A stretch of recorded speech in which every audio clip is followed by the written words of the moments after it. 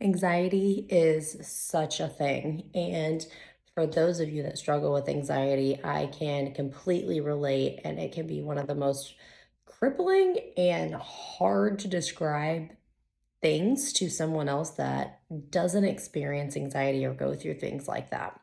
So, reflecting over this past month, I had a few days where my anxiety was extremely high and my brain was just in this constant chaos. And what's crazy is from the outside, like I look completely calm and like got everything under control. When all reality, my brain is just all over the place and stuff is firing. And I feel like I'm on a surge of, okay, how do I rein this back in?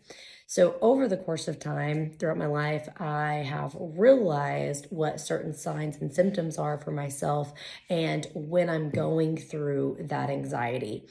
I become more irritable. I become more moody. I'm tired. I almost can't put into words of like what's going on or how I'm feeling. And that is even one of my signs of not being able to really describe what's going on with me.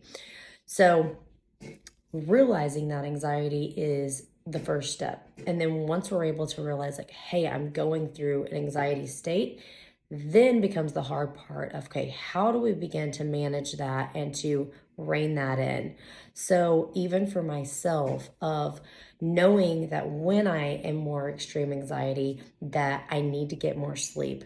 So, prioritizing sleep literally had multiple days where it's like I need to get into bed by 8 or 8:30. I know grandma status over here.